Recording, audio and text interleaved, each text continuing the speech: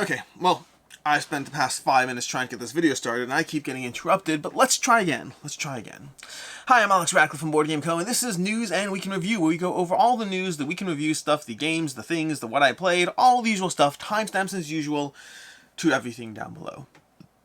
Let's jump into it with news. Starting off with news, and there's not a lot of news this week. It's only real 2 news pieces, and both of these you probably already know. Although the probably already know is one of those things where I always get lost in my own head on. I kind of see the world with my own lens that I go through and know the things that are going on. I sometimes forget that sometimes roundup videos or conversations like this or whatever, sometimes people just don't necessarily know what's going on. And so these news pieces, even though to me I'm like, whatever, we already know, maybe you don't. I mean, it's true every week. I don't know why I'm thinking of that this week. Either way, starting with the bat, with Chip Theory Games sent out a bunch of swords to a bunch of content creators. That happened this week. Basically, there's a bunch of swords. There's one behind my head over there. Chip Theory Games sent out actual swords. You know what? No, I have to get this now. Chip Theory Games sent out actual swords to a bunch of content creators, which are very, very cool swords. And that is newsworthy because they're like all over Facebook and everyone's feeds. These are meant to celebrate Hop Mox Victorum. And yes, I have been walking around swaggering with the sword, because why wouldn't you at this point? But it's just I think it's newsworthy in a small sense because it's cool. It's very, very cool. It does lead to its own conversations around Chip Theory Games and bias and sending things to content creators and all those things.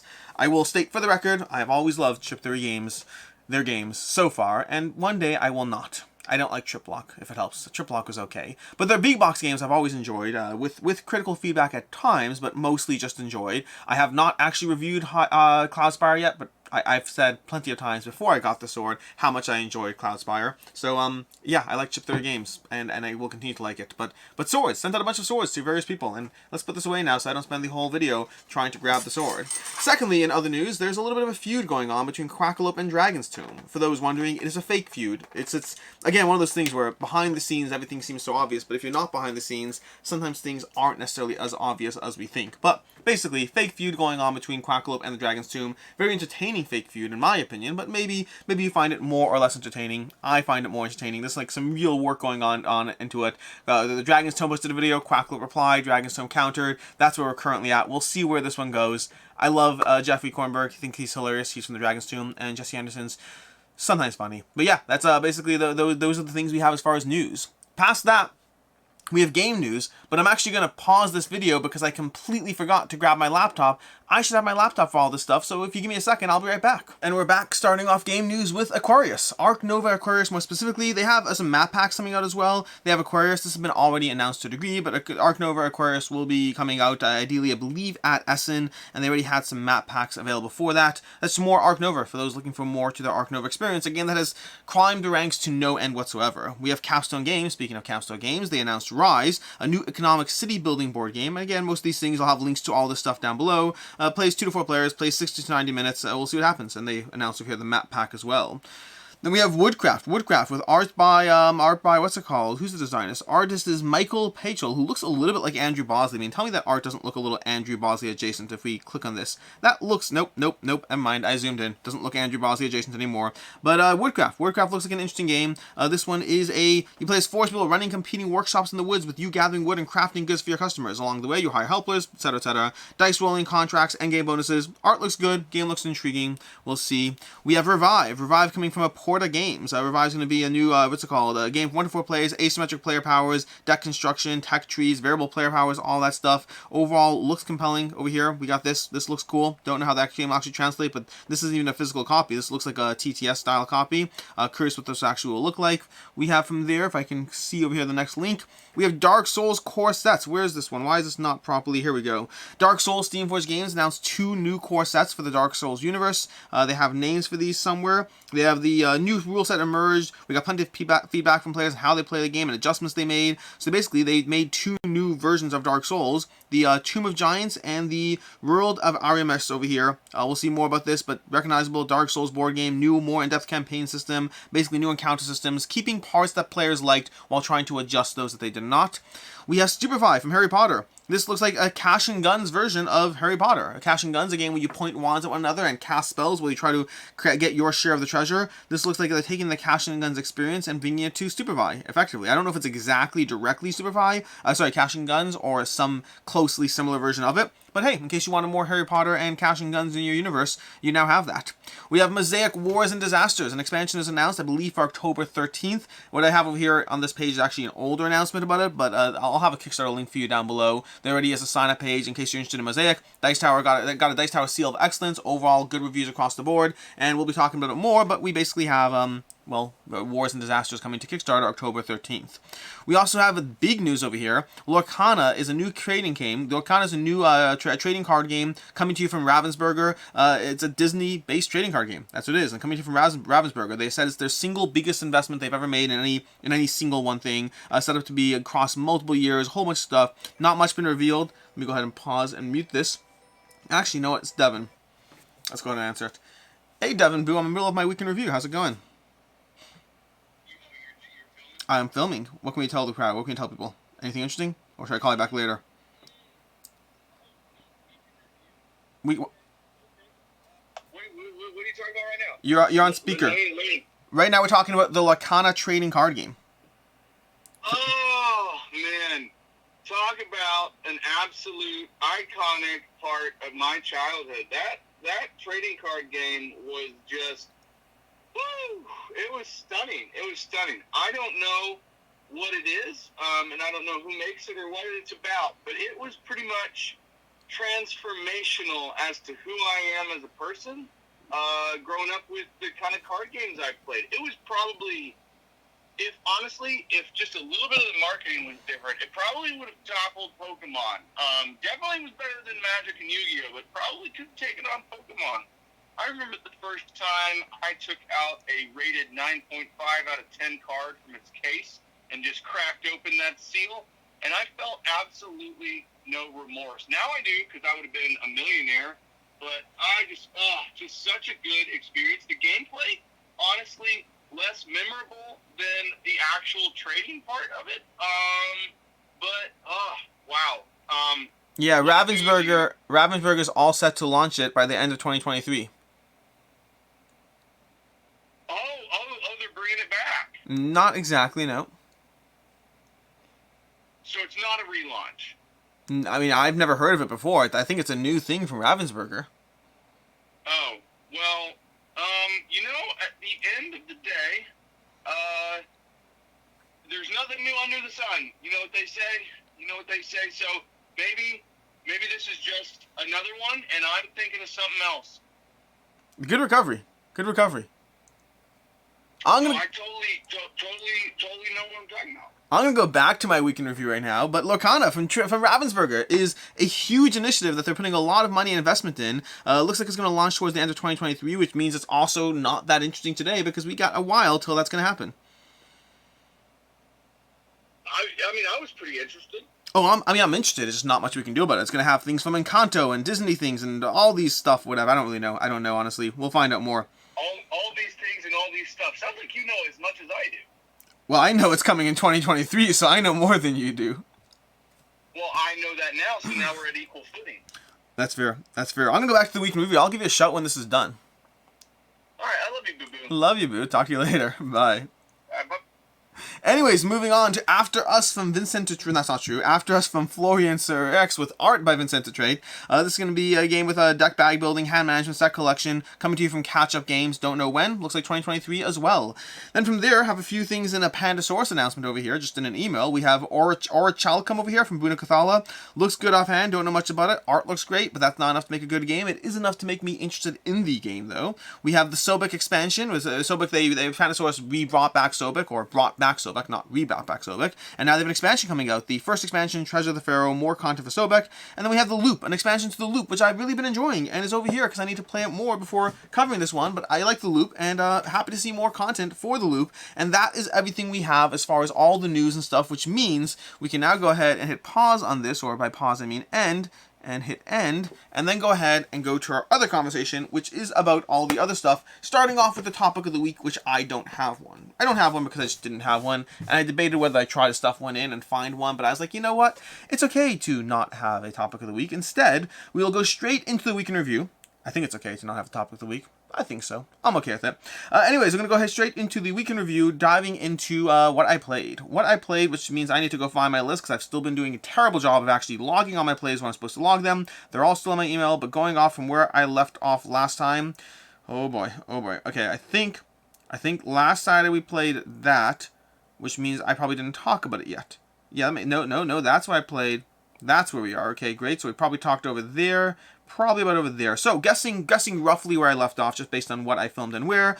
Still got some more plays of Hero Countian and a ton of plays of Hoplomachus. Again, Hoplomachus Victorum, although it depends on whether you count what you count as a play. I count each individual session as a play, meaning a full campaign is technically 48 games, even though some of those games are like 5 minutes, but I'd rather count that than the entire thing as one game. So we have a whole bunch of plays of Hoplomachus Victorum. We have a Dune Imperium Rise of Ix gameplay. That's going to be actually going up on the channel at some point. It was going to go up on the channel today, but it got pushed around a bit. But we'll have a Dune Imperium Rise of Ix gameplay going up on the channel soon. Got a play of Inish, a 2-player game of Inish that I played with Professor Meg that will also be going up on the channel at some point. I don't know exactly when, but hey, some point it'll happen.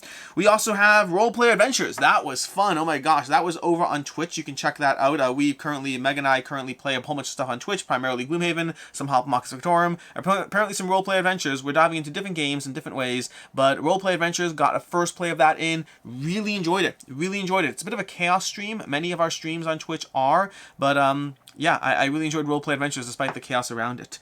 Then we had got a play of Lost Relics from Warhammer Quest Lost Relics, got a play of that in. Got a play of The Loop in for the first time. Really enjoyed The Loop. Looking forward to more plays of it. We have Marvel Dice Throne, got some plays of that in. Got a few plays of Almost Innocent in. Almost Innocent was one that, so Marvel Dice Throne is one that I'll have coverage at some point in some way. Overall, I enjoy it, but also don't love it. I think that the Dice Throne system is always fun and always one that I'm playing because somebody else asked to play it. I really liked The Loop, by the way. I really did. Spoiler this. Really liked The Loop a lot. Almost Innocent, got a bunch of plays of Almost Innocent in. There was a video of that going up in the week if you want to check my full opinion there. We'll talk about it more in the weekend review stuff. Got some plays of Blood Bowl in. Again, some more games from Games Workshop. I got a game of Blood Bowl, I apologize. Blitz Bowl. Got a play of Blitz Bowl in. Their new Ultimate Edition of it. Enjoyed it. Very, very chaos, very quick, very to the point. Did not love it, but definitely enjoyed it. We'll have coverage of that. Got some more plays of Lost Relics in. Enjoying Lost Relics. We'll have some coverage. I have some opinions and thoughts. We'll talk more about those later. I got some more plays of Gloomhaven in. Gloomhaven is always fun. Got some plays of that. And then from there, some more plays of Hoplomachus Victorum. And that's where we leave off as far as lighter week as far as games going. Lighter-ish. Still got a bunch played. Not as much as I usually do, though. That's partially because I was traveling this past week. I'm traveling all the weeks now at this point. It's getting worse and worse. But I visited my family in Toronto. And because there's a whole family event going on, we just played less games than I usually would. Which brings us to the weekend review. The weekend review starting off the bat with, what did I do? Saturday we had a review for Block and Key. Did not enjoy that one. It was not a bad game, but it also didn't feel like a compelling game. It felt like an experience that is put on your table with clear steps to go through. It felt like the most innovative part about Block and Key was the table design of it, and I didn't love that. I like games to actually have more gameplay going on. I don't think Block and Key is a bad game. It also was not a game that inspired me in any way, shape, or form. Later on Saturday, we had a gameplay of Forsaken. I'll have a review of Forsaken going up later today. You can check that out. It's a fun review because I review it with the designer right next to me at the time. It was a fun idea. It was a fun little thing, and we talk about it. We go into what I like and don't like with him present because he's awesome and he's fine with critical feedback. He has asked me for critical feedback about his games very frequently in the past. He's a good guy. But past that, we had going up on Sunday. Sunday we had a purging 35 games. This was me just having a day where I kind of just couldn't wait around for the monthly videos where I get rid of games, and instead I just walked around and grabbed a whole chunk of games and put them on my purge pile. Now the only problem is I need to get my purge pile to move out of my house faster because it goes too slowly. It is going, but it's going too slowly. I need to take some time and actually do some more purging, but whatever it is, we have lots of games being theoretically purged. They just need to actually leave my house. But yeah, 35 games went up in a giant video of, I think it was 35, might have been like 36. It was a lot of games going up in a video, and yeah, that was fun. Then on Monday we had top 10 Kickstarters I'm most excited for. This is a question I get on almost all of my live streams. Which Kickstarter are you most excited for? And so I was like, you know what? There weren't enough games to do a to-back or not-to-back video, and so instead I did top games I'm most excited to have arrive. This is part 1 of 2. Part 2 is I couldn't keep it to just 10. Even in that video I had 12, and so I had a whole backlog of like 10 more games I'll go into, but the next time that I need a video, which won't be this week we'll have a to-back or not-to-back, but the next time I need a video I'll do the 10 next batch of Kickstarters I'm excited for, although 1 or 2 of them may have arrived by then. We'll talk. We'll figure it out. In any case, that was Tuesday. That was Monday. On Tuesday, we had a few things as usual. We had a review for Almost Innocent. That went up. Enjoyed Almost Innocent. I liked it. It's a deduction game. I did not love it. I liked it. Deduction games in general, I find, fall into that category. It's fairly rare that I love a deduction game. I love hidden roll games and hidden movement games. Straight up deduction is less my jam. I enjoyed Almost Innocent. I'm happy to dive into it more. But again, enjoyed as a 3.5 out of 5. Later on Tuesday, we had Power Core Cthulhu, Power Core Call of Cthulhu. That's more of a first impressions than a review, just due to the nature of the fact that there's so much content and so much intricacy to the characters that I don't feel competent calling that one a review. I feel you really need to play multiple characters multiple times to do that. A few plays is not really enough for me in that context, but called it a first impressions. Still gave my opinion, just with the context and the caveat that there's a little bit more to explore before I could give it a much more fully fledged opinion. But in any case, Power Core Call of Cthulhu, I enjoyed it. I enjoyed the system while it still falls into the category of being a two-player head-to-head game, and most of the time games in that category have to be amazing for me to love them, because I just find those don't get tabled enough in my house. And then lastly on Tuesday, we had a review for Rivet Wars Reloaded. This again was a first impressions, although this one wasn't even a first impressions. This was like a bizarre something. I don't know. It was neither a review nor first impressions. The problem is I've played Rivet Wars, the original Rivet Wars from CMON, extensively. I could easily review that. And I've played parts of Rivet Wars Reloaded, but other big giant parts of Rivet Wars Reloaded, I don't have access to. I don't have access to the campaign. I don't have access to third class. I don't have access to solo play. So many parts of it that they are going to be adding to make it Reloaded, I can't engage with. So I like Rivet Wars. I recommend Rivet Wars. I recommend Rivet Wars Reloaded more. Also, not reviewing it until I properly get my hands on it. But that was Tuesday's video. Then on Wednesday we had a live Q&A. This was a live Q&A with with a surprise guest. Jesse showed up halfway through to have a sword fight, actually, to go ahead and engage in the sword fight with these Hoplomachus swords. Yes, there's actual physical combat going on with these, in case you want to see just how well these hold up. We went at each other, assuming the swords would hold up. They did hold up, so we're happy about that part. But anyways, that was a Q&A with other stuff that weren't just sword fights. I enjoyed it. I don't know what I drank that morning, but I was spicy the whole entire time, for better or for worse. I think I pissed off one or two people, but I think the rest of the people really enjoyed the spiciness. But either ways, that was Wednesday's Q&A. Later on Wednesday, we did deluxe games, going over more deluxifications, an insert for Arc Nova, generally just talking about Mythic Mischief, then going over an insert for Forbidden Stars, some deluxe upgrades for Dice Thrones, and then some coins for some Metal Pyre coins, which I happen to use in a game that I can't remember the name of it. What's it called again? Oh, it's going to bug me. Ruthless. In any case, that was later on Wednesday. Thursday was upcoming Kickstarters. It was technically upcoming Kickstarters for September, even though it was September. Videos, I had a hard time making everything fit into the schedule this week, but either way, we have upcoming Kickstarters for September, in case you want to see like 40 plus Kickstarters that are arriving for September, and yes, there are more to come as well. I did what I could. Whole lot of stuff to go over. That was Thursday's video. And then lastly on Friday we had games leaving the collection, going over the various games that are leaving the collection for August. Even though we just had 35 games purged, there were still more games that had to be culled. There are always more games. There's like another video that'll be a surprise purge from Meg, just going through my basement and trying to pick out games to get rid of.